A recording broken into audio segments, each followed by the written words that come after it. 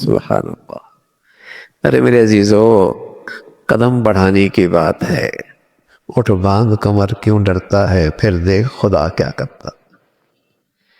من کان للہ کان اللہ لہ. جو اللہ کا بن جاتا ہے بھائی، اللہ بھی تو اس کا ہو جاتا ہے.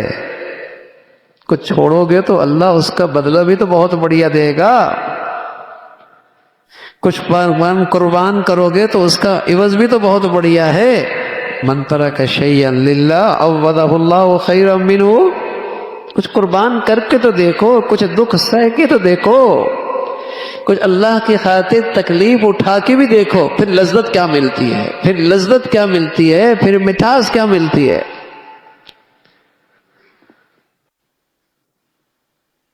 ہاں میرے عزیزو، جب کوئی نعمت اسلام کی قدر کرتا ہے تو اللہ بھی تو اللہ ہیں. وَكَانَ اللَّهُ شَاكِرًا عَلِيمًا. اللہ بھی تو بڑے قدردان ہے. اللہ بھی تو بڑے قدردان ہیں. اللہ بھی تو بڑے قدردان ہیں. کون اس کی نعمت کی قدر کرے؟ پھر دیکھے کیا ملے اسے، پھر اسے کیا ملتا. سبحان اللہ. حضرت عمر فرمایا کرتے تھے، ہم تو گرے پڑے لوگ تھے. اونٹوں کا گوشت خشک کر کے مہینوں استعمال کرتے تھے. بکریوں کے ریوڑ چرایا کرتے تھے. ایک دن میں مکہ کی پہاڑیوں میں اپنے اونٹ چرا کے واپس آیا تو مجھے ابا خطاب نے کہا، عمر تو دنیا میں کیا کرے گا، تجھے تو اونٹ بھی چرانے نہیں آتے. اور فرمایا کرتے تھے، اعزنا اللہ بالاسلام. آج جو کچھ ہم عزت کی بلندیوں بھی ہیں، صرف ایک ہی وجہ ہے، وہ اسلام کی خوبصورت زندگی ہے جس نے ہمیں اس اسلام نے عزت کی بلندیوں پہ ہمیں بٹھا دیا ہے. اعزنا اللہ بالاسلام. یہ وہ دولت ہے آج ہمارے پاس آ گئی.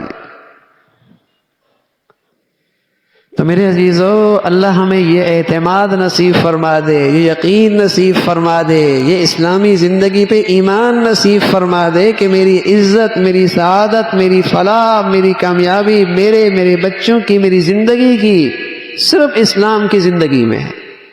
اللہ ہمیں یہ اعتماد، یقین نصیب فرما دے.